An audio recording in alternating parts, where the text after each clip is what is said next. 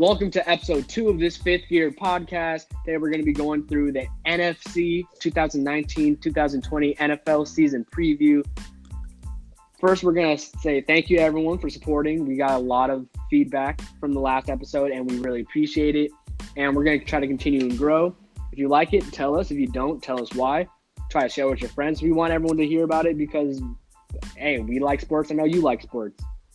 Anyway, we're going to start it off with the NFC East. The very first team, the team that won the division last season, the Dallas Cowboys. I'll pick it off right here with the Dallas Cowboys. They're going to go as far as Dak Prescott takes them. I think this is one of the most complete and best rosters in the NFL outside of the quarterback position. We're talking a top 3 offensive line, a top 3 running back. I like what they have at receiver with Amari Cooper, Michael Gallup, and then you got Randall Cobb on the inside. You got Jason Witten back. He's not probably going to provide much in the passing game, but he's still a great run blocker, if anything. And this is one of the best young defenses in the whole NFL. They got the best young linebacking duo of Jalen Smith and Leighton Vander Esch. Up front with DeMarcus Lawrence, you go and trade for Robert Quinn. You still got Tyrone Crawford, Malik Collins, Antoine Woods up middle. Great defensive line. You have an all-pro corner in Byron Jones. You have kids like Chidobe Awuzie and Anthony Brown, Jordan Lewis at corner. With Xavier Woods, Jeff Heath at safety, you have one of the best defensive backs coach in the NFL. I think everything comes down to number 4. But I don't trust him. I think Dak Prescott, he's got a lot of issues. He's got terrible pocket presence. He's not a very good quarterback, and I think that's as far as Dallas goes. I think this is a team that can make the playoffs, make some noise, but I think Dak Prescott limits his team, and it's unfortunate. Yeah, I think you hit it right on the head. This is a really good roster. The schedule's not terrible. Obviously, you have to go to places like New England and Chicago. But it's all in Dak Prescott, really. He's an average quarterback at best. You can even argue he's below 20. But this is obviously still a solid roster. I like them a lot better than teams like, say, the Eagles or the Redskins. But will they be able to get it done past that wild card round? I just don't think so. And only time will tell with Dak Prescott. I'm going to have to disagree. As a Cowboys fan, I'm going to have to disagree with everything that you say.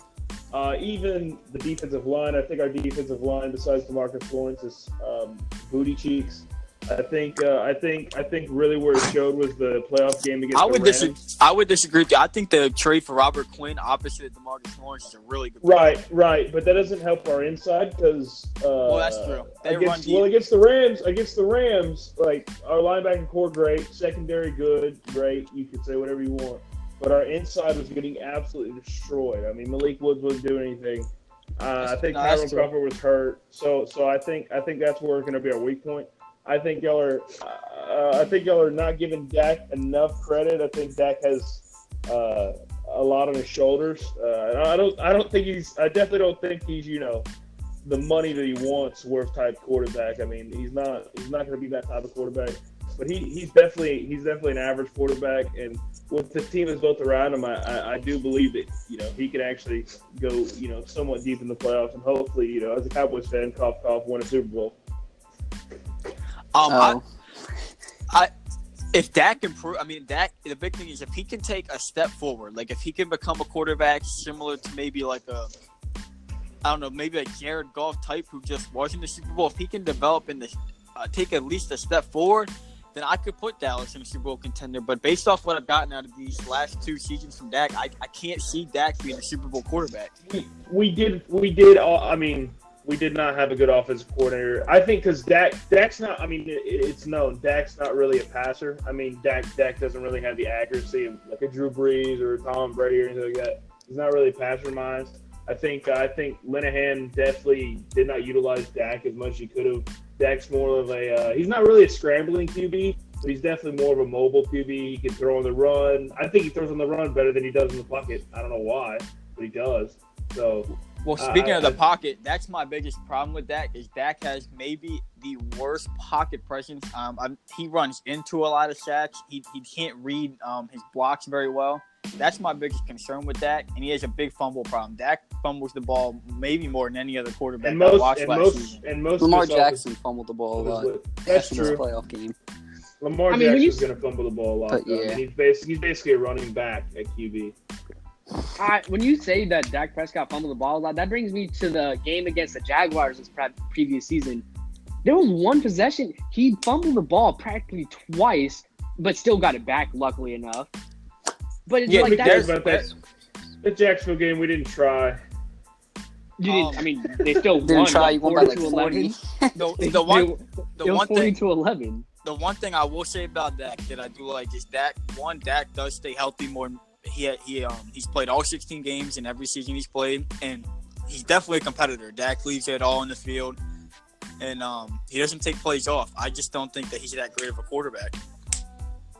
I'm honestly, like, as deep as this Cowboys defense is and the roster as a whole, I don't like how they've gotten guys like Randall Cobb on his day is one of the best slot receivers in the game, but he's just been so hurt recently.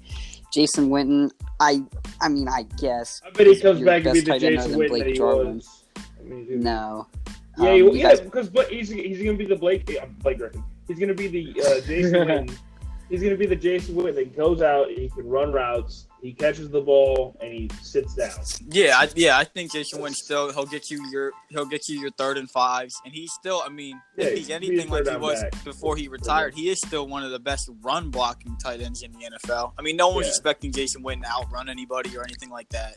I'm not arguing that he's a downgrade as opposed to Blake Jarwin and Rico Gathers. I'm just saying they might be asking for a little bit too much from him. Or guys like Robert Quinn or Sean Lee, who are behind their best days. Sean Lee needs to retire. He just gets hurt too much. That's my thing. One more thing with the Cowboys before we transition. I do think they have a very favorable schedule, especially early. Yes. Which I think will benefit them a lot. I mean, coming to the end of the season, the Rams, that's not a good look at the end of the season. It's not. But I think they should get off to a very good start. Yeah, no, it's not a hard schedule. They should be all right. Next team in the NFC East, the Philadelphia Eagles, who lost quarterback Nick Foles.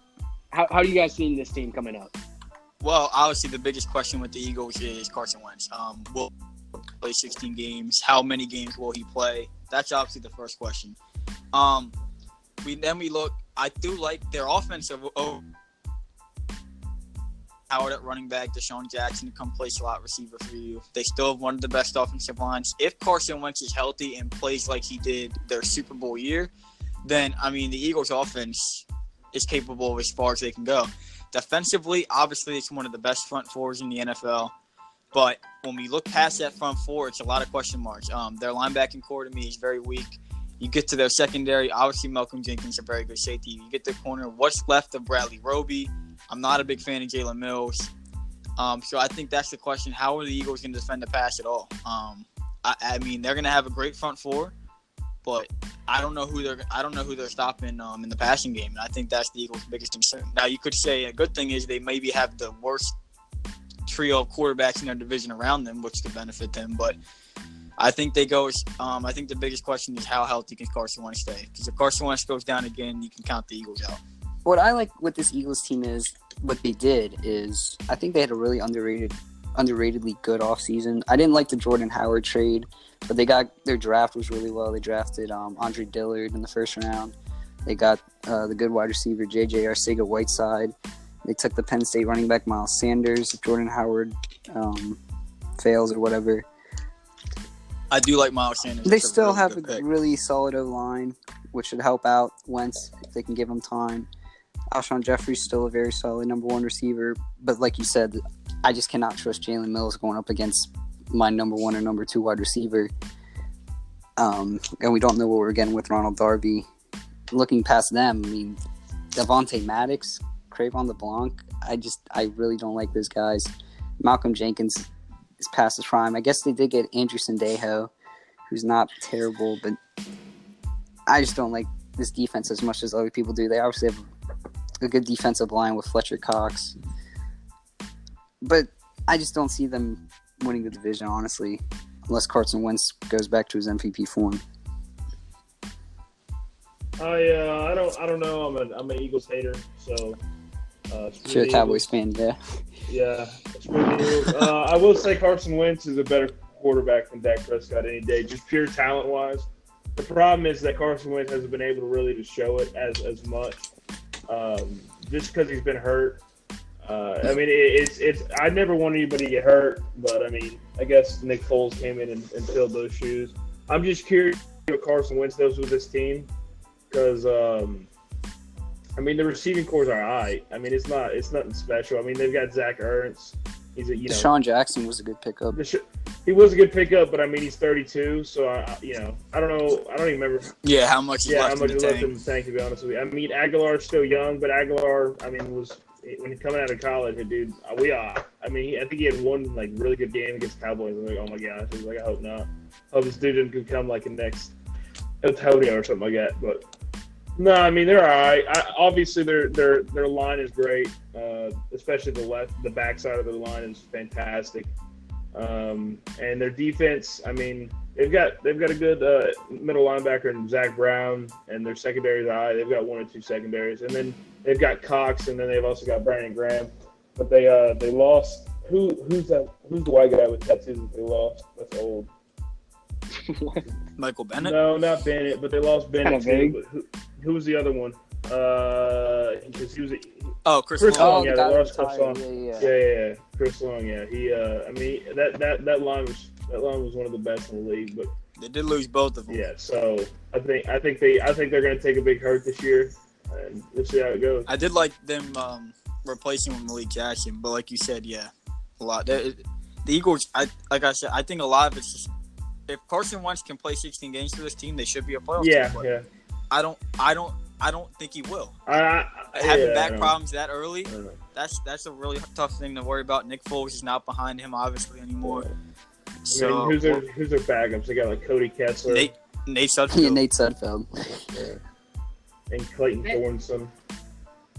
This team also doesn't have the most forgiving schedule either. They're starting their season out of the first 8 games, 3 at home only. And they're not even against very bad teams either. I mean, they ended very well. Detroit. Outside of Dallas, they have a really nice end of their schedule. Yeah, the end of their schedule is very nice. They're going against the Giants twice. Oh, Miami. And Miami. Yeah. Seattle. So they can get it rolling there. So maybe, but I mean, the beginning of the season, they can take a very big hit from these. Yeah, they losses, just have to steal some games. Like the only game I see that they're going to lose is probably New England and maybe Chicago. Every other game, I think they should take. Oh yeah, no, they could be in every game. They could go 14-2. Okay. Oh, so you see the Eagles beating your Cowboys? So you see the Eagles beating your Cowboys? For some reason, the Eagles always play good against the Cowboys, and that is true. I mean, every always team plays good against in Cowboys. AT&T. I mean, I guess the Giants always play good against Cowboys too, though. So. Well, getting to that next team, a team that I think I'm probably a little bit more high on than most is getting to the Washington Redskins. The big thing with the Redskins is obviously Case Keenum being at quarterback. It's not Alex Smith. It's a downgrade there. But I would say people do forget Case Keenum is a guy that is only a year removed from the NFC Championship game appearance. But when I look at this Redskins team, the problem with the Redskins over the past years has been health. I mean, this is a team that's been one of the most injured teams over the past few years. Up front, this is a really good team. Matt Ioannidis really came along last year. Jonathan Allen's getting another good year in. Brian Kerrigan's still one of the best linebackers. Mason Foster, I like to pick Montez Sweat. They go out and get Landon Collins in free agency. Offensive line-wise, Trent Williams, I don't know if he's going to hold out what he's doing, but if Trent Williams reports to camp and he's ready to go, he's still one of the best tackles in the game. Morgan Moses and Brandon Sheriff on the right side should help if they stay healthy. Is a really good right side of the offensive line. Again, if healthy, Jordan Reed, Vernon Davis is one of the best duos at tight end still in the league. And they got a great trio at running back: Adrian Peterson, Chris Thompson, and Darius Geis. We didn't even get to see Darius Geis last year due to the injury. I think a lot of people are writing the Redskins off.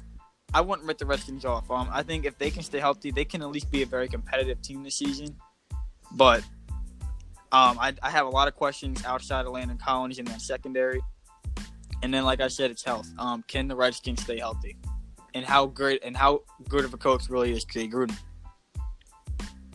The thing with Case Keenum, when he took Minnesota to that NFC Championship game, he had arguably, you can argue it was one of the better duos, wide receiver in the NFL, and Diggs and Thielen. I mean, his best receiver is Paul Richardson or Josh Doxson. I just don't like that receiving core. We didn't even get to mention Bryce Love that they took out of Stanford, who's coming off a gruesome injury.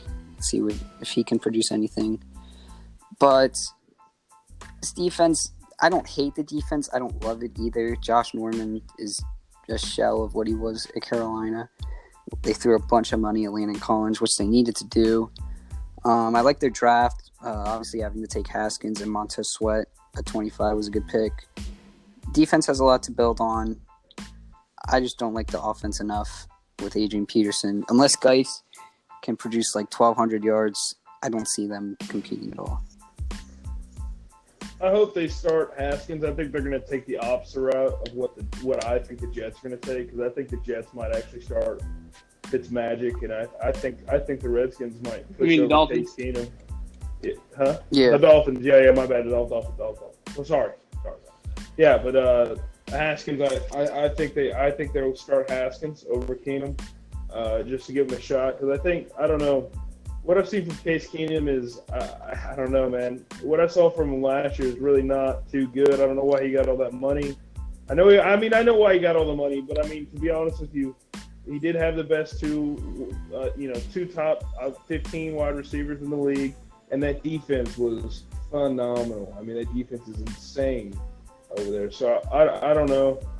The defense is all right. Josh Norman, like you said, shell of himself. Odell Beckham Jr. must have messed him up pretty bad. Other than that, man, I mean, this is a pretty average team. You know, they might finish with an even record. They might not. We'll see how it goes. The one thing I would say in Case Keenum's defense, though, is last year in Denver, you can definitely make the argument he may have had the worst core of weapons in maybe the whole NFL. The Broncos had almost no tight end at all. Demaryius Thomas goes down, and they trade him. Emmanuel Sanders goes down for the season. Well, outside of Jordan Reed, it's not that much better. Yeah. No, but at least they're healthy. I mean, I'd rather have a Josh Doxson and Paul Richardson that's healthy on the field and Jordan Reed than whatever was in Denver last year. Well, we really haven't even seen much of Josh Doxson, though. I mean, Josh Doxson's on. That's what I'm saying. That's why I said the key. If the Redskins' problem is they're never healthy, and I don't think they will be either. But if this team can stay relatively healthy, we do forget the Redskins were on pace to win the NFC East before Alex Smith went down and a bunch of other following injuries. That's with Alex Smith. Yeah. I like Alex Smith a lot more than I like Case Keenum. Alex Smith. Even though they're not that much different. Keenum, I actually would agree with Jimmy there that I think they should just go with Dwayne Haskins. Because with this team, I think I would let Haskins go in there, and if he does show out, then they could maybe become more competitive than they would be with Keenum. So I would agree there. But oh my gosh, yeah. But going off most of the reports that they are going to start Case Keenum, I think this team's a little bit underrated. All right, next. I don't see him get more than next team last team in the AFC East, the New York Giants. Before we start off with anything, I want to ask: you guys starting Eli or Daniel Jones? Well, I think everyone here would say Daniel Jones because I don't see the point starting Eli Manning. Eli Manning has shown nothing over the last 2-3 years that warrants being a starting quarterback. But so far, out of all the news out of there and Pat Shurmur himself that they're going to go Eli, I don't get it at all.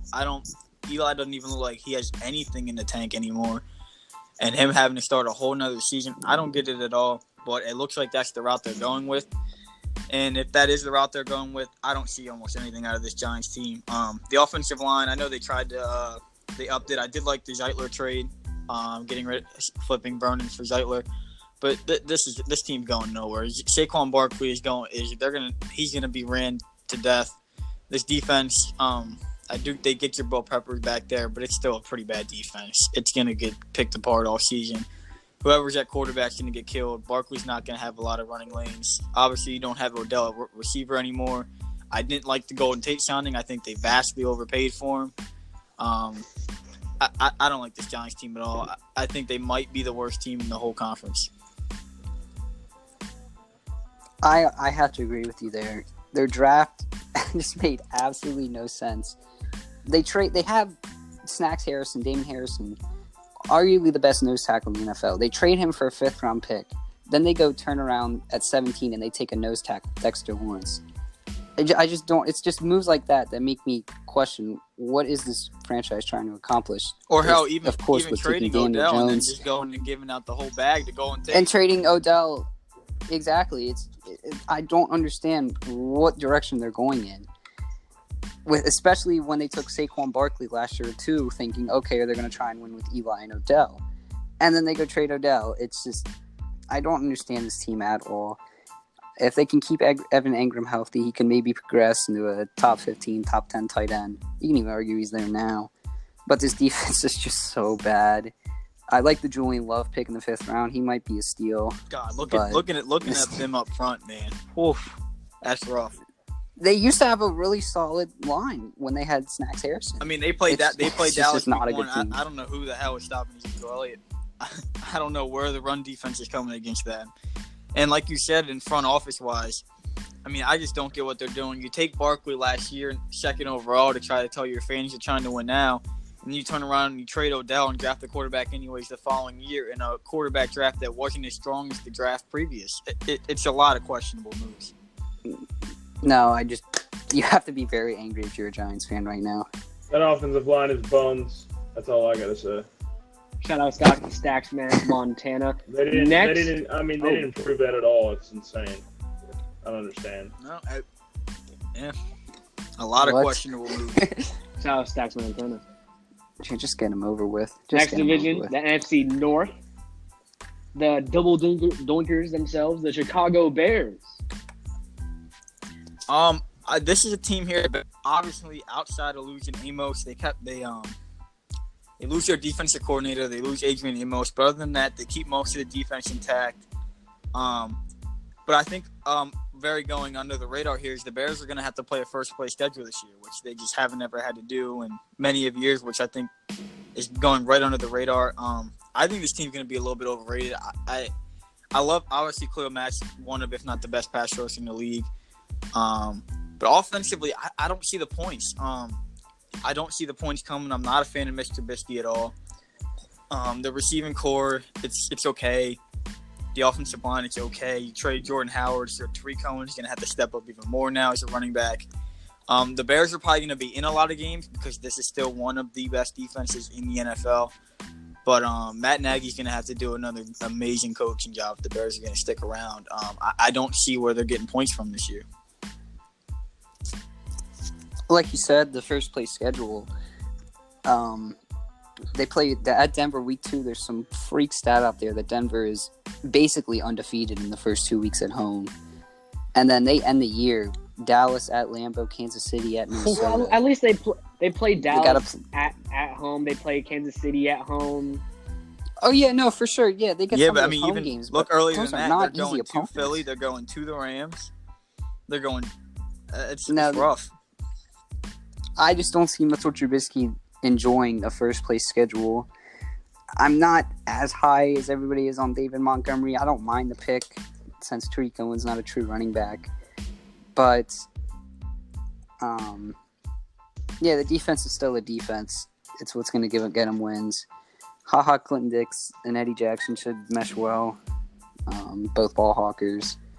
It's obviously still a very top 5, top 3 defense. But I just can't put faith in Mitchell Trubisky down the stretch. I think Mitchell Trubisky's a lesser version of Carson Wentz. Gets a lot less. I don't know. He's not that much less. I mean, we hadn't seen enough of him. Or are you saying Wentz is bad, or are you saying Trubisky's better? I'm saying when you say he's a less saying Wentz. Trubisky is a little bit worse. No, I mean, like, are you saying he's better than led on? Yeah, I think he's better than led on. Oh, okay. Mostly because we share the same birthday, but I mean, I think he's better than led on. Yeah. No, but I mean, this offense isn't that bad. I mean, it's average. I mean, they've got some mid-tier receivers in Patterson and Allen Robinson, and they've still got Tyler Gabriel as a deep threat or a slot, whether you want to play him because he's one of the fastest people in the league. And then I still can't believe they fleeced the absolute crap out of the Raiders for Khalil Mack. I mean, doesn't make any sense, but yeah, they still got Danny Trevathan. Then the Raiders take Cleveland. They got Danny Trevathan. They got a fantastic secondary, so I'm excited to see them play. All right, next team we have the Minnesota Vikings, who were second place in 2018. What you guys have to say? I think the Vikings. It was good that they were able to get Anthony Barr back before he left. This is still one of the best defenses. I mean, you look at this defense; it's still a lot of the same guys from that 2017 defense. Danielle Hunter and Level Joseph up front. Everson Griffin is still there. You still have Eric Kendricks, Anthony Barr, Harrison Smith in the back with Xavier Rhodes, Trey Waynes. It's still a great defense. The real problem is, and they didn't address it. They didn't address the offensive line. The offensive line in Minnesota has been terrible, and it didn't get any better. They're especially in the middle at guard and center there. It's really bad. But it's going to come down. People do forget last year the Vikings were basically a touchdown or a couple plays away from the playoffs and basically blew it at the end. It's on Kirk Cousins, man. He's so inconsistent. It's insane. Delvin Cook, Stephon Diggs, Adam Thielen, Kyle Rudolph. It's still a great pair of weapons. The team is still there for the Vikings, but what is Kirk Cousins going to do, man? It's really all on Kirk Cousins, and I just don't think you can put your faith in a guy like that, especially behind a weak offensive line like Minnesota has. Yeah, in such a quarterback-dependent league, you don't want a guy like Kirk Cousins who's going to give you two different guys coming out there. Dalvin Cook, if he can be able to come back and stay healthy, they might have a solid run game. But outside of Thielen and Diggs, they don't really have anybody. I guess Laquan Treadwell's all right. How much does Kyle Rudolph have left with Irv Smith behind him? Their defense is still very solid, especially since they were able to keep Anthony Barr. Schedule's not too terrible. They should be right there, honestly. 8 or 9 wins, right there in that very competitive NFC North. But coming down to it, like Week 17, where you need a win in your home stadium in a place like Minnesota to play, you have to be able to close it out against a team with Mitchell Trubisky at quarterback. And that just makes me question, can Kirk Cousins actually lead a team into the playoffs and win? And I just don't think so. Off that, it's even more embarrassing. The Bears pretty much rested their whole entire starting lineup in the second half of that game, and they still and they still lost. Yeah, for sure. I mean, that's really bad. Kirk Cousins has been pretty bad. Just don't get it. I mean, since he was with. I mean, when we came with the Redskins, I just don't understand. Like, why are these average ass receivers getting so much money, or average ass quarterbacks getting so much money? You know, I just don't understand that. It's a quarterback league. You have to. Right, but I mean, Kirk Cousins is the worst quarterback in Dak Prescott. I mean, It's debate, you can't. Oh, you would say Dak is better than dude, Cousins. Cousins can't move out of the pocket. I mean, he's got a flipping cannon for an arm. Huh. I mean, what's the point in having a cannon? I mean, basically, Kirk Cousins reminds me a lot of Jay Cutler. Except Jay Cutler. Wow. You know what? That's actually Yeah, I think that's a solid comparison. No, he was. Except Jay Cutler didn't want to play. Wow. And I mean, if Jay Cutler actually put some effort into it, Smoking Jay. that's what I'm saying. But I mean, like you said, it's all going to rest on Kirk. Well, That's I don't actually know. hilarious. I don't know about Dak and Cousins. I think that's a close comparison, but I definitely would agree with you. The overpaying of Kirk Cousins is disgusting. I mean, if I were the Vikings, I would have just gave Case Keenum when he wanted to run it, suck it out back with him, and let him run it back, and save some money there to maybe spend on other positions. Because, how much better is Kirk Cousins than Case Keenum? I mean, Case Keenum did better with this team. He's not. Case Keenum's better. I think Exactly. Case Keenum's So better. I think that I agree with you completely there. They vastly overpaid. Like I said, they should have easily just given Case Keenum what he wanted. They probably could have saved a decent amount of cash base and spent it maybe on a damn offensive lineman, because this offensive line is really bad. And look at their second half of the schedule. They're going against the Chiefs in Kansas City, Cowboys in Dallas, then they play the Broncos at home, then go to Seattle. They play the Lions. That's honestly what I see as the easiest game in that stretch at home. They go Not easy. Yeah, Any not at all. division game. And then they visit the Chargers, have Packers at home, and then have the Bears at home. That's not an easy schedule at all. They have to really fight for every single one of those games. And I don't necessarily see this team really fighting out and necessarily getting a positive record in the second half. So they have to start off strong.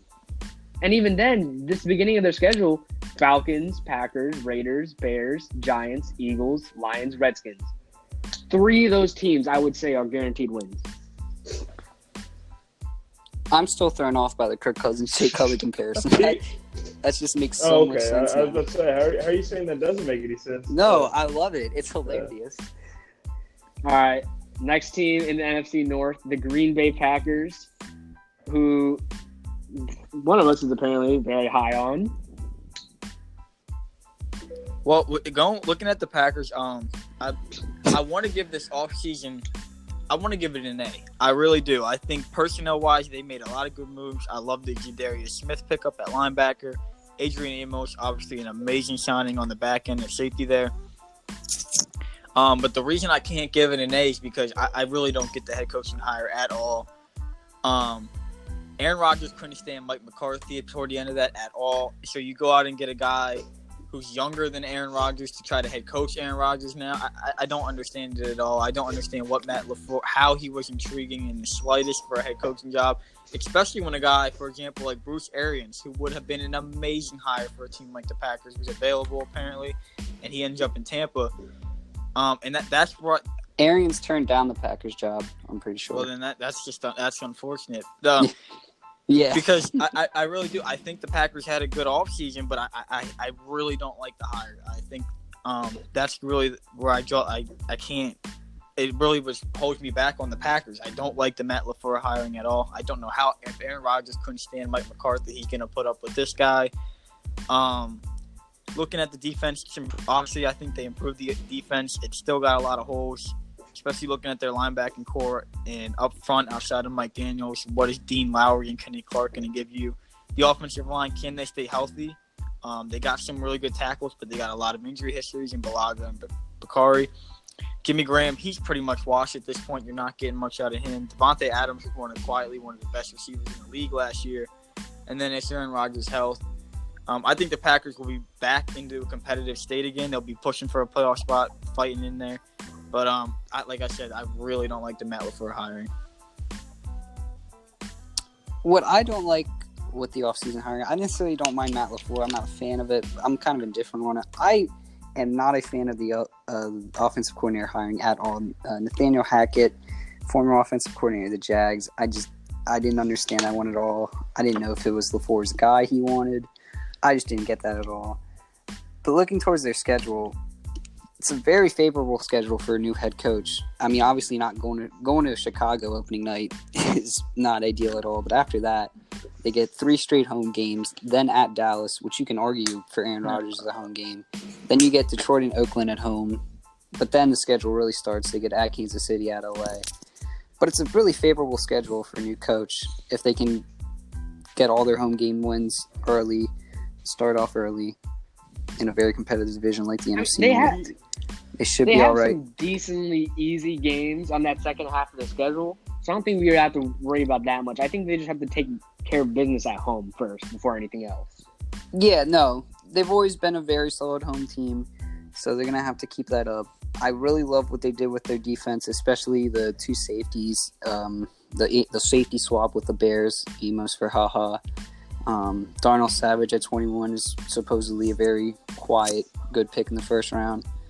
They still have guys like Blake Martinez and Mike Daniels that have been really solid over the years. But it's just going to be a matter of if the O-line can stay healthy.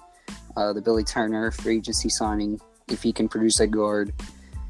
Aaron Jones and Jamal Williams, if they can continue to produce solid numbers, they're supposed to get more carries in this Matt LaFleur offense.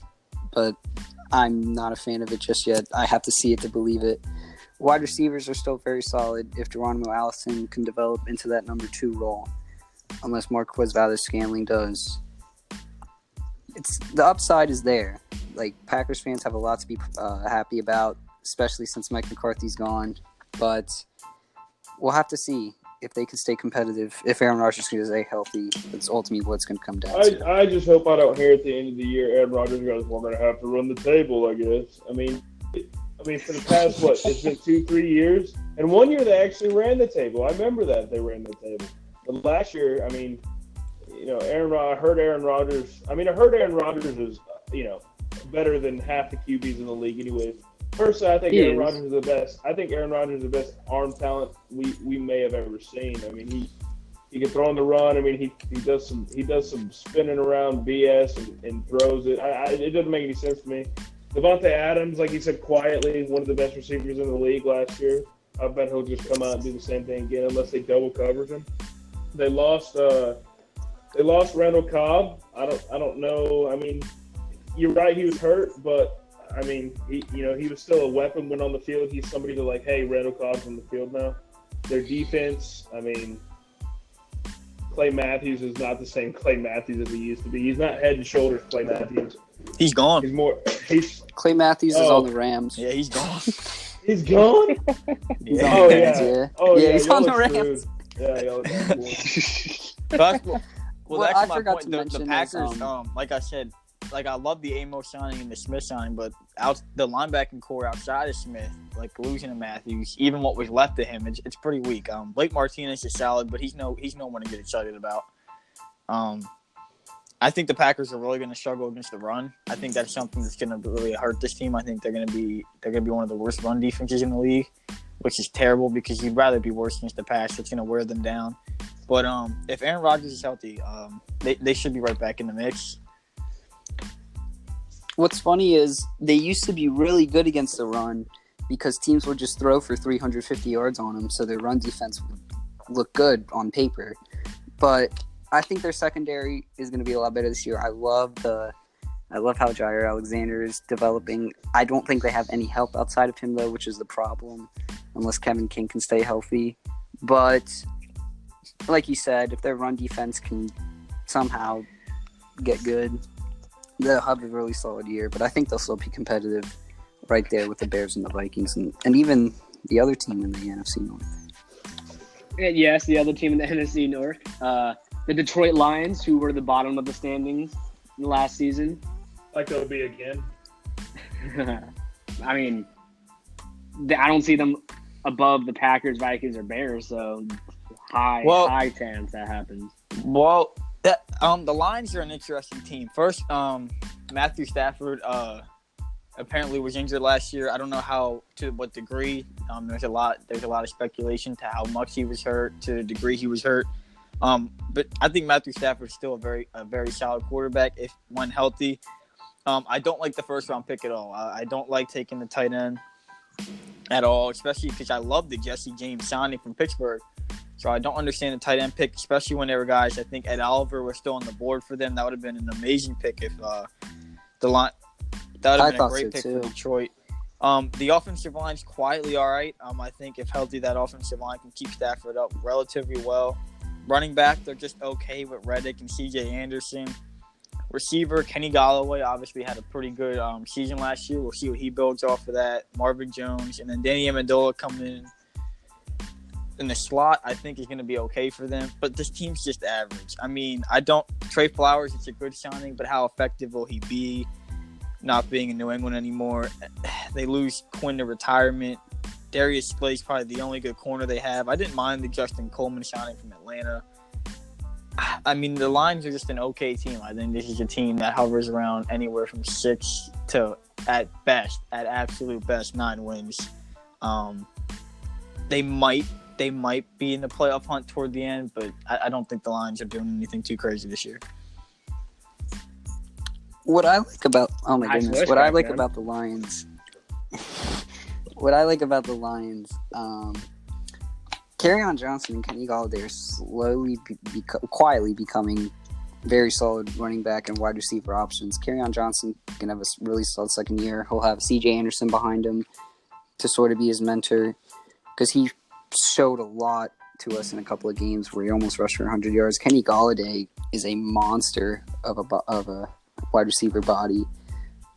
But other than that, I'm not a fan of this team. Obviously, they have Damon Harrison or Snacks Harrison. It's Trey Flowers pickup. They just lost Glover Quinn to retirement. But, yeah, I just don't – I don't think they're better than any of these teams in the NFC North, but I think they could easily steal a game or two. I mean, they've swept the Packers the past 2 years. So they're capable of winning against these division opponents, but long term, I just don't see them getting 9 or 10 wins. I can hope barely Matthew see them getting Stafford. 8. I hope Matthew Stafford will come out because was it 2 seasons ago he had a flipping fantastic season, and that was like the only really good season I think I actually remember him having. So I hope he comes out and actually performs this year. I mean, the receiving core is mediocre. I mean, they got Jesse James, but other than that, I mean, Matthew Stafford has like nothing to work with. I mean, Megatron needs to come back and save the day for him, to be honest with you. The defense, I mean, they've got probably three above average defensive players on the defensive side of the ball out of the 11. So they've got Trey Flowers, Snacks Harrison, and throw anybody you want in there. To be honest with you, I don't know. They're going to be the worst team in the probably either one or two worst teams in the NFC. I mean, they might be right there. I'm thinking that the Bucs are going to be right there with the Cardinals. So we'll see. Yeah, they're definitely up there. Yeah. All right, before we move on to NFC South, I just want to point out our first podcast just hit 100 views on YouTube as of a few minutes ago. That's good. Oh, That's that's good good. news. Great. Thank you Very to good everyone news. for out there listening. Make us rich. God. Oh, that's a 42-49. Cut that out. Anyways, all right, no. that was pretty funny. Well, all right. Well, I want to flip. So I anyways. want to flip us over to the NFC South. Ah. I know. First team, Yeah. got screwed by a call. The New Orleans Saints. They got a great QB, Drew Brees, who on Madden I feel like is rated a bit lowly, but whatever. Well, Okay. if we go into the Saints, I'd actually disagree with you about the Madden rating, but obviously, like you said, the Saints obviously were completely screwed last year, and I think it's really unfortunate because I think the Saints are bound to take a step back this year. I think last year was their year. I think, especially, you're telling me the Rams, the Patriots won the Super Bowl scoring 13 points. The Saints wouldn't have, but the Saints would have not scored 3 points. That was disgusting. But I think what's not being talked about a lot this year is Drew Brees. We all saw toward the end of the season before Peyton Manning's last season how bad he started to look. His arm started to look shot. And I'm not saying that Drew Brees is washed, but I think Drew Brees showed signs, especially toward the latter half of that season. They relied more on the running game, a lot more short passes. I'm worried how shot Drew Brees' arm is. Obviously, he'll probably come out strong, but as the season progresses, how much is left in Drew Brees' tank, and that's something I worry about. Jared Cook getting him in the tight end is going to be a nice signing. He's still got tons of weapons. They get Latavius Murray as the backup to replace Ingram. Obviously, Kamara is an amazing running back. This is still a team that's going to be a playoff team. They're still going to compete. I don't think it's going to be a big step back, but I worry about how much is left in the tank for Drew Brees. Yeah, like you said, I just don't think this team takes a step back. I think their best chance, however, was behind them. A divisional game they should have won. In the conference championship, you get the ball to start overtime. That's really all you can ask for. Shouldn't have came. And to throw an interception like came that, to that. it shouldn't have came to that. Obviously, I'm aware. But you get ball to start overtime. You have to put that away. We saw Tom Brady do that easily. He converted 3 third downs. You just have to do that if you Drew Brees. But they still are. He's probably going to win the division. They're going to be right there for a first round bye. But are they going to be able to get it done? I just don't think so. I can't put faith in them. I actually think the Saints will come out, be pretty much like they were last year, to be honest with you.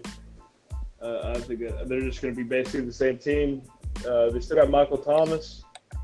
They still got Alvin Kamara, and they got Drew Brees. I mean, Drew Brees' arm, he's getting older. I think he's just going to turn into more of a Tom Brady. Even though Tom Brady every now and then will whip it out. You know, talk about downfield 20 yards. Wait. Worst comes to worst, to be honest with you. If let's say Drew Brees gets hurt, they've got Teddy Bridgewater as a backup. Teddy Bridgewater was not a bad QB for the Vikings. It's just, they released him after towards ACL. The defense is all right. The receiving core is good. So I'm excited to see them play this year, even though they're going to get by the Cowboys. Oh, so pretty much everyone's going to beat the Cowboys. except for the Eagles. Yeah, I think the Eagles are the only team that are going to come out and actually play the Cowboys good. All right. Go Cowboys!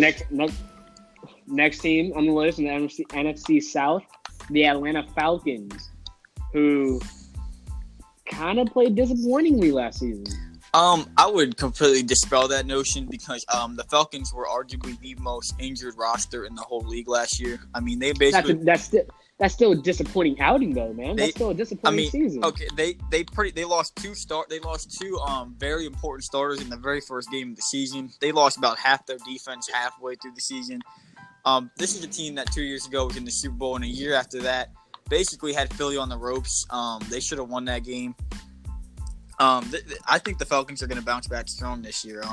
They only really lost one key piece in Tevin Coleman this year. They still have the best trio and receiver in the whole NFL to me with Calvin Ridley, Mohamed Sanu, and obviously Julio Jones. The offensive line, it's okay. I mean, it's nothing to get excited about, but it's not terrible. Alex Mack is one of the best centers in the league. And defensively, they get Grady Jarrett locked up. I think Vic Beasley will bounce back to a degree. McKinley opposite of him is solid. You get Deion Jones back and healthy in the middle linebacker spot. That's obviously huge. Keanu Neal is back now off of injury. Ricardo Allen back there as well. Desmond Trufant is still one of the best corners in the league. And then maybe the only other loss, they lose Matt Bryan at kicker, which I think is going to hurt. But it's not the end of the world. I think the Falcons are going to bounce back really strong this year. Yeah, they just locked up Grady Jarrett and Deion Jones, keeping their defense structured so they can stay healthy. Devontae Freeman's coming back off injury. I think the key to them is if they're going to be able to get Austin Hooper to come back to what he was. When they made it to the Super Bowl in 2016, he was a very solid tight end. Matt Ryan was always looking at him. He was even always looking at him when they lost to the Eagles in that divisional game last year. Just didn't see anything out of him last year. At his best, he's a very solid tight end. Their defense, like I said, after they locked up Deion Jones and Jarrett, very solid. The secondary, you have to like Keanu Neal and Ricardo Allen are very good safeties. They should be right there with the Saints. Do I think what they have what it takes now to win the division? I'm not so sure. But I wouldn't be surprised if they would steal that division from the Saints. I think the Falcons are going to come out and play pretty good this season. I think they'll obviously be better than last season. I mean, like you said, they've got Julio Jones, who, when healthy is, top 3 receiver in the league with Hopkins and Brown. Calvin Ridley's getting better and better. He can only get better, or I guess he can get worse. He's going to get better. And Sanu's getting a little old, but I mean, he's 29, so I'm ready to see Devontae Freeman come out and actually play. He's been rattled with injuries, except that one season he had a really good season. I'm ready for him to come out and show, the Devontae Freeman of old.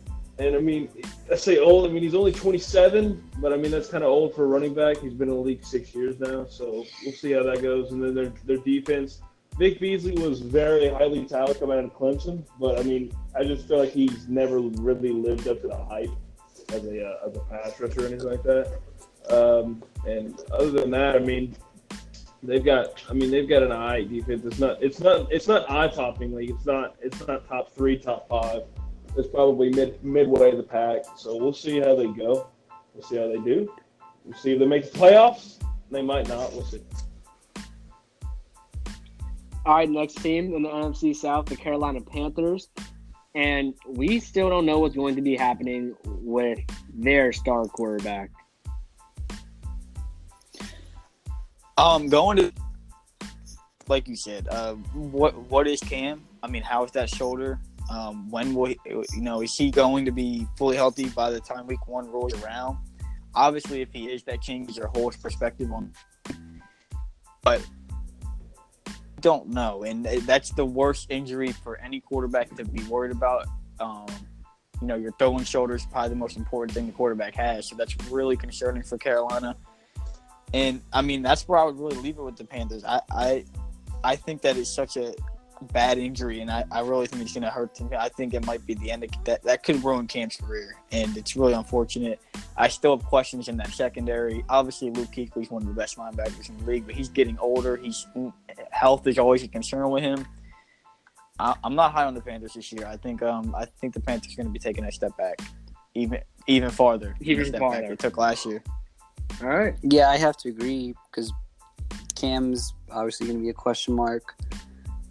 However, they don't have a terrible schedule. It's not easy, but it's not terrible. I'm looking towards DJ Moore to really show that he can be a number one wide receiver, try to fill that void left by Steve Smith. I don't know how much they're going to have left of Greg Olsen because they still expect him to be a very solid tight end. He still is, but he's getting up there. I don't know how much he has left. Their O-line, if Cam Newton does come back 100%, the O-line is going to have to give him a lot of help. I like the Brian Burns pick at 17. He was arguably one of the best prospects in the draft they got at 17. But I'm just not a fan of this defense outside of Burns and Luke Kuechly. And McCoy. I just don't like it. Gerald McCoy, the pickup. I'm not too high on this Panthers team just yet. I like what they got at the quarterback situation. I mean, let's say Cam's out. I mean, who are they going to start? Are they going to start Kyle Allen? I think they'll probably start Will Greer. Will Greer's a good. I know. I love Will Greer. Yeah. Taylor Heineke. I hope you say it. That's who they played last year. Or they could go with Will Greer. I think I'm actually higher on the defense than you are. I think their D line with Bruce Irving, Delteri Poe, Gerald McCoy. I mean that's a solid D line. Or let me rephrase that. In their primes, they were a solid D line. Yeah, see, that's it's just. I mean, because Delteri Poe is really not that old. McCoy, I mean, he had an eye season last year, and Bruce Irving is kind of like a freak in nature. So hopefully they come out and be all right. And then their secondary is just, It's not special, dude. It's below average secondary. I think they're going to get toasted by teams with a good offense. Other than that, I mean, I don't see much from this team, especially with Cam. I think Cam's actually a cancer for that team. I think Cam's too cocky. I'm not a big Cam Newton fan. I agree. I don't agree like his too. personality. I'm not a big Cam Newton fan. I don't like his personality at all. Nope. So, I don't mind Cam. I mean, he's been to the Super Bowl. He doesn't have the greatest personality, but to me, this offensive line, now the Matt Paradis signing's good.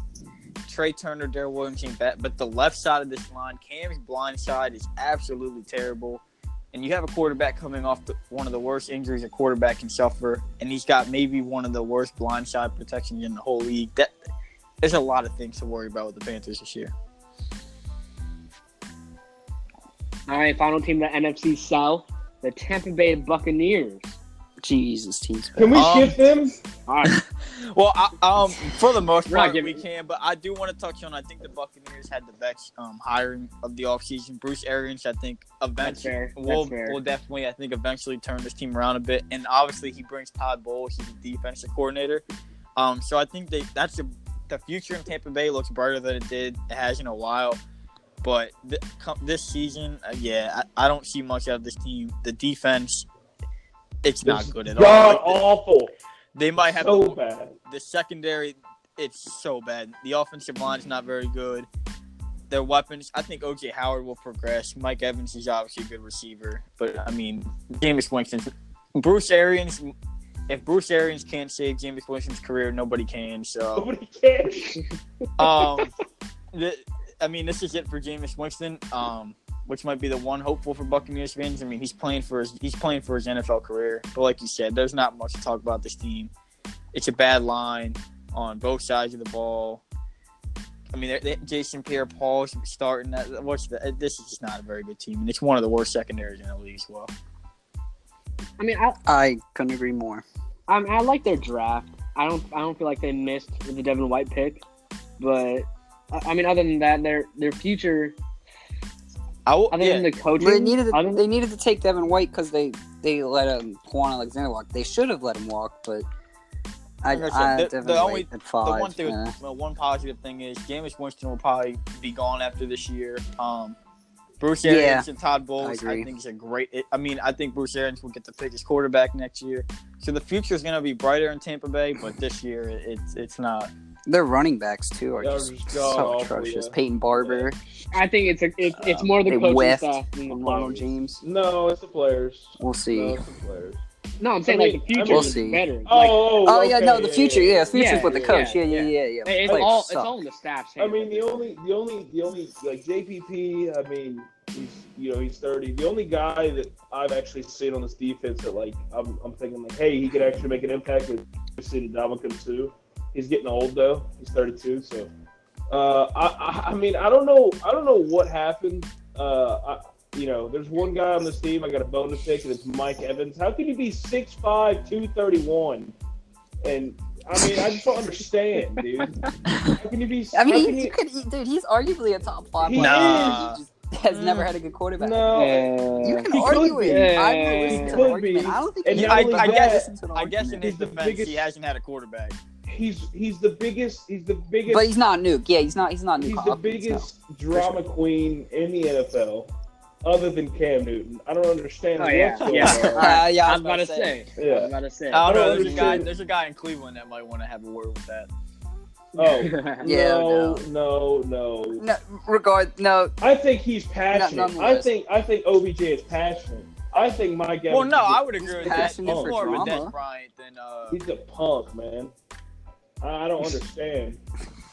Like how can he be that big? And I mean, it's just he should make an impact, dude. And he does, but I mean, he also He hurts, does. but he hurts the team because he gets thrown out of games and stuff. I mean, I just don't understand.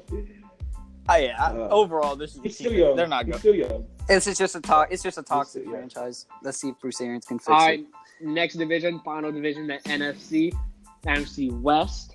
Starting off with the Los Angeles Rams, fresh off a 3-point outing in the Super Bowl. Well, if we're talking about bones to pick, I have a bone to pick. I have a Burley's bone knee to pick bone. with this whole entire damn franchise.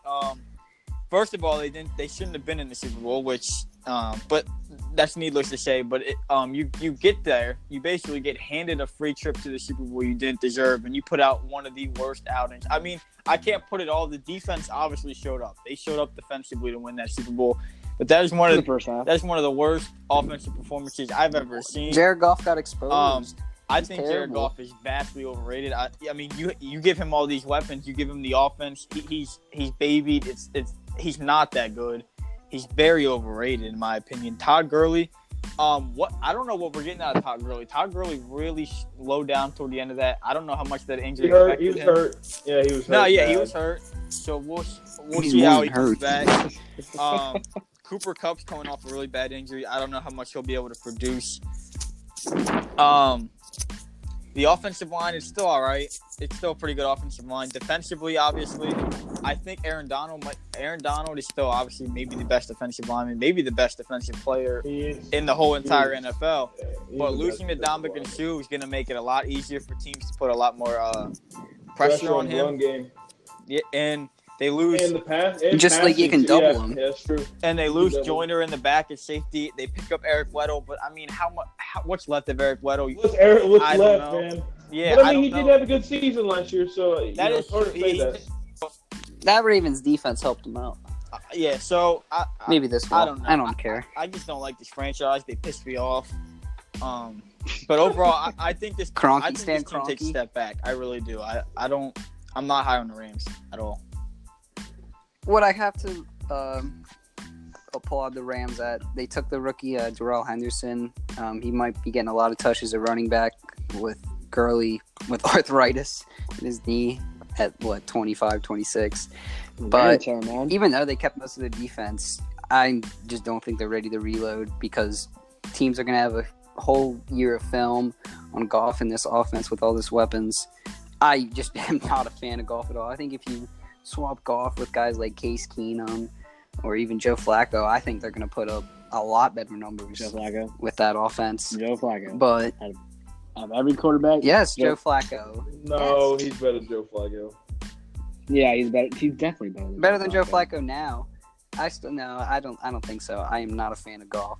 I mean, The schedule. It's either I Goff mean, they or got the Blake Steelers, Bortles. Bears, Ravens coming off the bye. I don't like them. I don't like the schedule. I just don't like Goff. I mean, I'm not a fan of him at all. the bottom I mean- of their division isn't very good as it is, but those games are not consecutive. They're very spread out, except for the end of the season.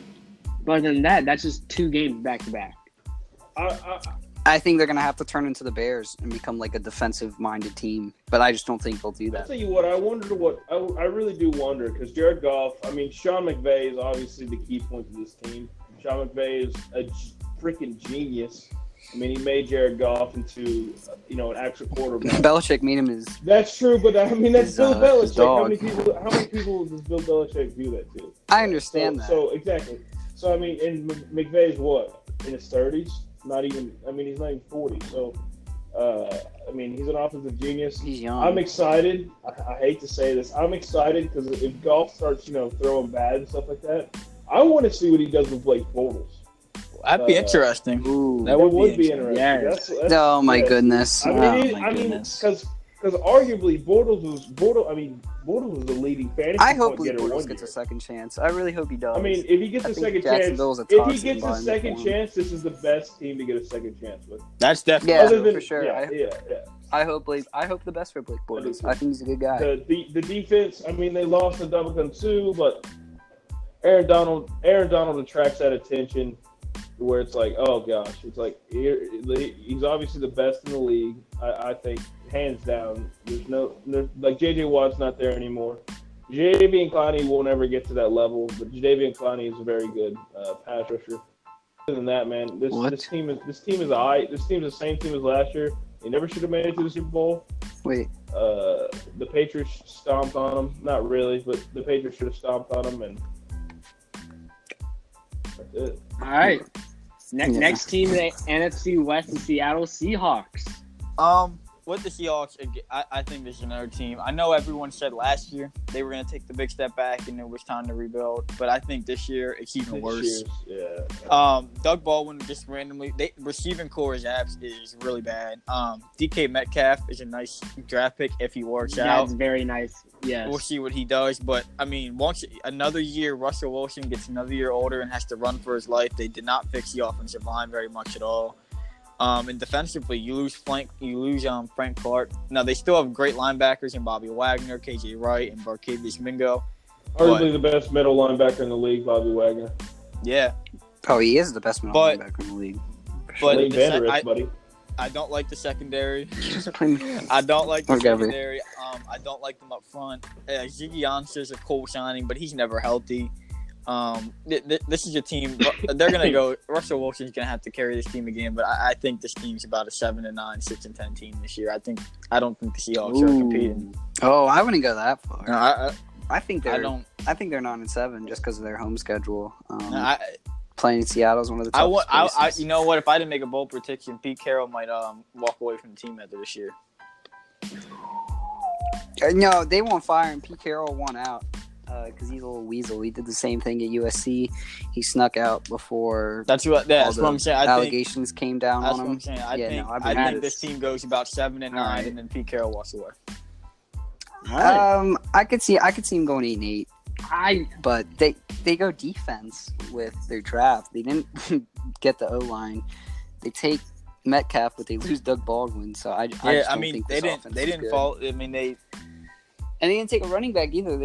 Chris Carson wasn't bad last year, but Chris Carson was really fantastic. somebody who I want in my backfield. It's really disappointing to see you have a star quarterback like Russell Wilson. You continue to not address his offensive line as he continues to get older and older. It's pretty disappointing. Where have we seen a star quarterback just waste his years with a team? Oh man, it's almost like it's happening in Green Bay and happening in Dallas. Yeah, it's weird. Yeah, it's weird how it's happening. All right. I'm happy to see that they have a player on their team that has the number 69. Every team. I don't think every team. He's their long snapper. Bakhtiari. Okay, but this receiving core could be fantastic. They still have Tyler Lockett, great deep threat. He can play slot if he needs to. I think DJ Metcalf coming out of the draft. I mean, we all saw the pictures of him. That man is like an absolute monster. I think he can't run routes for his life. I think, but what I'm saying is, I think run around. Yeah, I was about to say. I think with that, Probably not. That 40 run, I think all Russell has to really do is like one-on-one. He sees one-on-one on the outside, like, hey, go up and get it. I think DJ Metcalf will probably turn into like a. I want to say his ceiling is like a Dez Bryant. and then probably Bryant. All right. That's a really good. I go up and That's get a high it. ceiling. I mean, that's a high ceiling, but Well, a Des Bryant I to think me is more of like, hey, go up and get this thing. Like we need, like I mean, because Des caught it. jump ball guy, yeah. Des caught it. So we'll see how it goes. I mean, Russell Wilson still. I mean, I think Russell Wilson is extremely underrated. I think he needs to get a lot more credit for what he does with his. Definitely a top 5 quarterback. Yeah, with his Booty Chiefs team, he's probably 5. But this team, I don't even see him. I don't see him winning 7 games at all. Yeah, I think this is. I agree. I don't think this is a very good team this year. All right, next team in the NFC West is San Francisco 49ers. Oh my God. I think there's a lot to love here with the 49ers. If Jimmy Garoppolo comes back healthy, that's the key here. Well, I mean, if Jimmy Garoppolo plays like he did 2 years ago, I mean, there's not a lot. We don't have a lot on Jimmy Garoppolo, but if he can play like he has, I think he's going to be a great quarterback. They have a great 3-headed monster at running back with Matt Breida. They got Tevin Coleman from Atlanta, and they have Jarrett McKinnon coming off injury. My concern is the receiving core. It with Seattle and a couple other teams is one of the worst receiving cores in the NFL. But they make up for it. George Kittle's a very good emerging tight end for them. They have, for what it's worth, the best fullback, in my opinion, in the league in Kyle Juszczyk. The offensive line in San Francisco is okay. It's nothing to get excited about, but it's not bad. I love the Nick Bosa pick up front with D Ford, DeForest Bunker. I think they're going to be getting after the passer this year. Quan Alexander, I like the signing if he comes back. They gave him a lot of money, so we'll see what he can come back and do for them. But he's a good middle linebacker when healthy. We'll see what's left of Richard Sherman. He's still an all right corner. He's not what he used to be, though. Jimmy Ward and Tart back there are okay safeties. They were able to keep Robbie Gould, which is nice. He's one of the best kickers in the league. But I think the Niners are going to be on the uptick this year. I'm not as high on the 49ers. Jimmy Garoppolo got his huge contract off garbage games last year when the Niners were well out of the postseason, out of playoff contention. Then at the start of the year, he did look all right against, the Vikings. Then obviously towards ACL against Kansas City. I do love the Deebo Samuel pick at wide receiver, the rookie, to pair him up with Dante Pettis, and then the other deep threat, Marquise Goodwin. The defense, they did get Nick Bosa, like you said. I think Jimmy Ward is terrible. I don't think Richard Sherman is obviously as good as he was in Seattle. I'm not as high on this team. But I also wouldn't be surprised if they would steal that wild card spot in this competitive NFC. But I don't trust them to win this division right now. Gotta love I think it all just depends on if Garoppolo comes back healthy. I mean, it's always scary, especially with QBs that tear anything in their knee. I mean, it's going to be curious. I'm curious to see how Aaron Rodgers comes back this year, Wentz, and I'm curious to see how Jimmy comes back. Because Jimmy's a good QB. I mean, he literally learned from one of the best. You know, I mean, it's kind of hard. It's kind of hard not to learn. I mean, this team's all right. There's nothing that really pops out. They got Marquise Goodwin. That's their best wide receiver. Maybe Jordan Matthews, I guess, but other than that, I mean, and I mean, they did get Joey Bosa, and Richard Sherman is all right, but I just don't see them actually being a force. I don't see them stealing anything.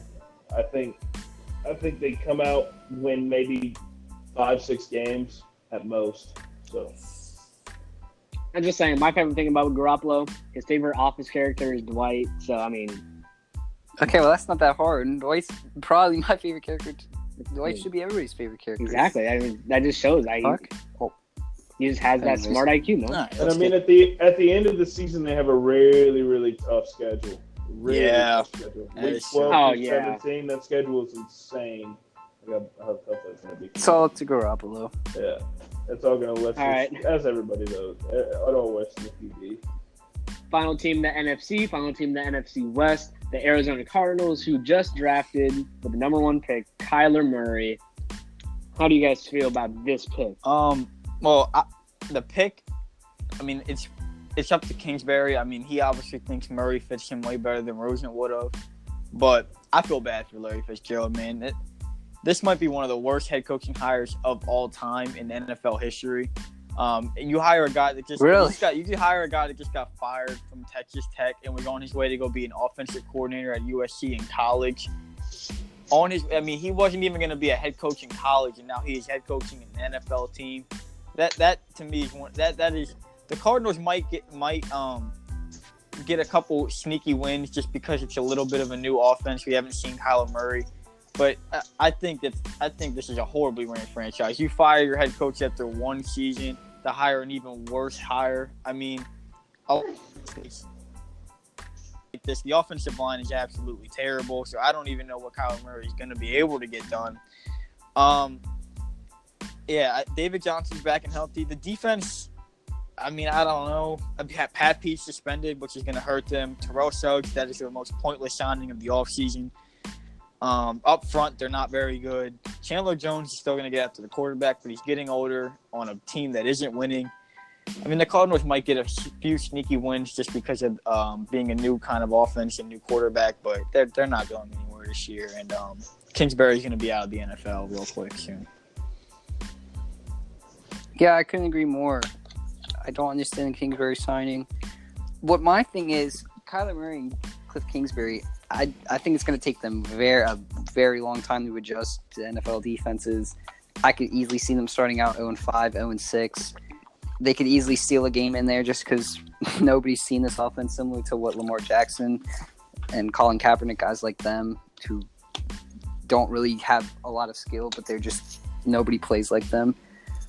So they're unique. They actually had a very solid draft.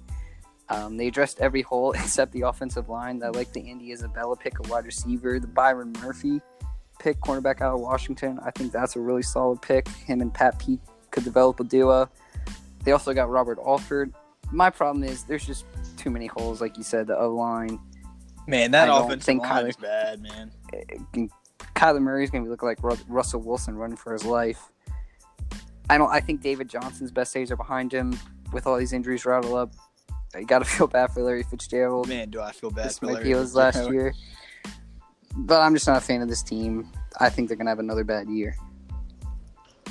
Yeah, I've got a couple points to make. They're not big. I think the Cardinals need to trade Pat Pete to a contender for a couple picks. Kyler Murray hopefully comes out and plays good. I hope David Johnson comes out and plays good. Obviously, Larry Fitzgerald, Mr. Reliable, is going to come out and play good. But I got a bone to pick with Kyler Murray. I've always said this. Listen, Kyler Murray got drafted 15, or was it 9th or 15? He got drafted high in the first round. It was 9th in the MLB. Okay, yeah, he got drafted. Right. He got drafted 9th by the Oakland Athletics. The Oakland Athletics signed a contract with the Oakland Athletics, and then basically blackmailed the Oakland Athletics, saying, "I want this my money, or I'm not going to go play for you." Not only that, he doesn't even go play with them when they say, "Hey, yeah, we'll give you this."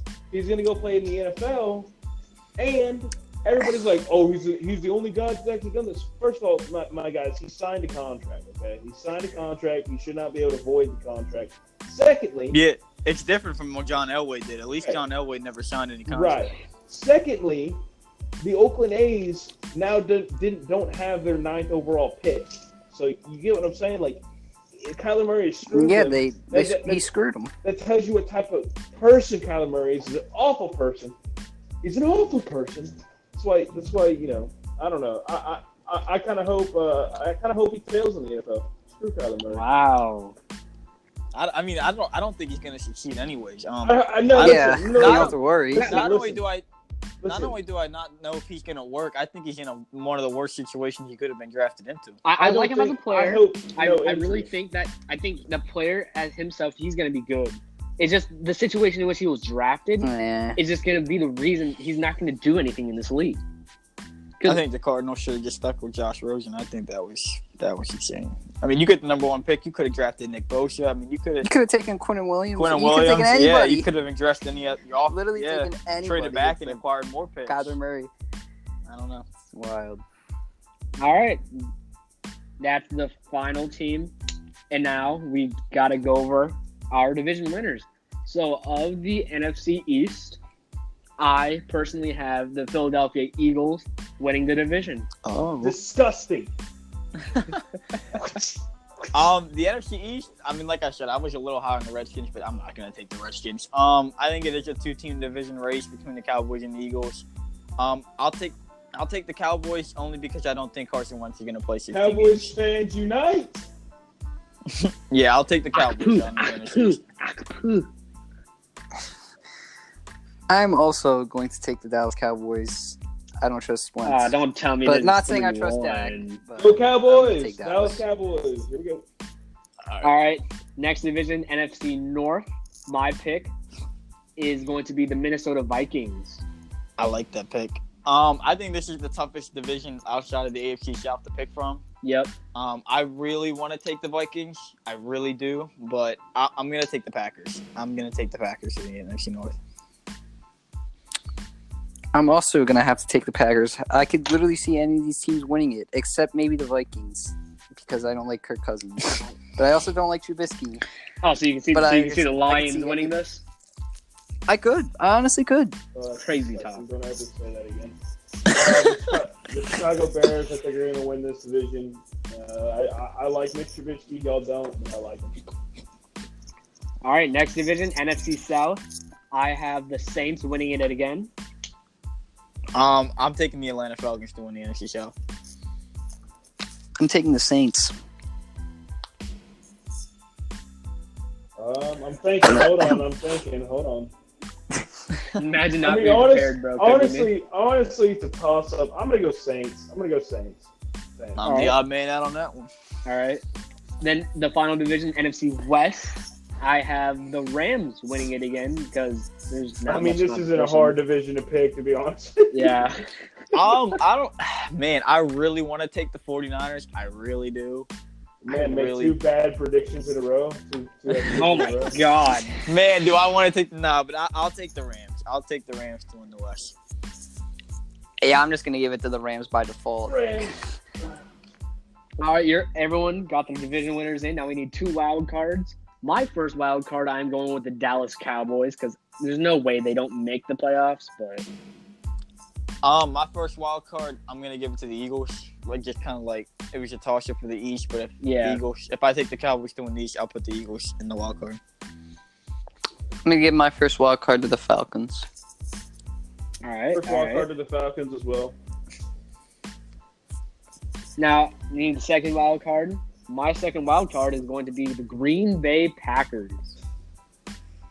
Man, there's a lot to pick here from. I'm gonna give my second wild card to. I want to put the Niners in the playoffs, but I just can't see it. I'm gonna give it to the Vikings. I'm picking between the Eagles and the Bears. I think I'm gonna give it to the Bears though, but wouldn't be surprised if the Eagles are in. All I'm going Vikings. All right. So, we have our playoff picks in. Who do you guys think is going to win the NFC? You're up. I'm going first. All right. I'm going bold. I personally don't think the Cowboys are going to win the division, but I'm taking them to the Super Bowl. Oh my God! I am picking a wild card to make it to the Super Bowl. You're putting Dak Prescott in the Super Bowl. And he's not a Cowboys fan, everybody. I'm not a Cowboys fan, but I really feel like the coaching – they have a great coaching staff, which is why I feel like Dak Prescott looks good at times. And I feel like they could maybe piece together a string of very good games to make it to the Super Bowl as a wild card. All right, well, I am a Cowboys fan, and I do have them winning the division. They might even win a playoff game or two, but I can't see them making this. I'm taking the Atlanta Falcons to go back to the Super Bowl. All right. I didn't even pick them to make the playoffs. If the Packers had a better coaching staff, a year or two with their defense, I would easily take them to the Super Bowl, but I can't see a first-year head coach going to the Super Bowl, even though we've had guys like McVay go. I'm going to reluctantly give it to the Saints, but they're not a clear-cut favorite for me. I could see anybody taking the NFC. I'm going to give it to the Saints. So unlike Lazo, He's not a Cowboys fan. I am a Cowboys fan, so I'm picking the Cowboys to go to the Super Bowl, and they're winning that hoe too. Wait, so you have a Whoa. Cowboys Patriots Super Bowl, and you're taking the Cowboys taking it this year. Cowboys. Yo, are imagine destroying the rampage. Patriots. Imagine the rampage in America if that happens. That might be the worst case scenario for the NFL. America. Like any fan, any non-Patriots or Cowboys Nobody fan. wins. Yeah, exactly. Unless you are a Cowboys It'll be the fan. highest. hell, I'd I love to guarantee see it. you, if that happens, it'll be the highest Super Bowl that's ever happened.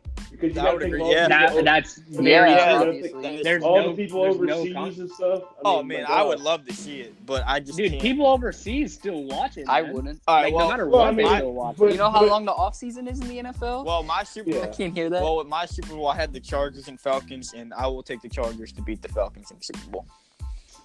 And for my Super Bowl, I have the Cowboys and the Steelers, and I'm Wow, that's another. yeah, that is very out there, and I'm picking the Steelers to win it. Wow. Number 7. Number My Super Bowl, Chiefs Saints. What arguably what we should have got last year. I'm gonna give it to Mahomes and the Chiefs, and Mahomes is gonna get his first Super Bowl. All right, I like it. So before we end this out, I want to say Jimmy already predicted Super Bowl. My bad. Yeah. My bad. Before we end this out, I want to say thank you to Toasted_6 on Twitter. Retweeted, showing love. Really appreciate that, man. Probably one of the nicest people I know. And that's the end of episode 2 of this 5th Gear podcast. The podcast you just heard was made using Anchor. Ever thought about making your own podcast? Anchor makes it really easy for anyone to get started. It's a one-stop shop for recording, hosting, and distributing podcasts. Best of all, it's 100% free.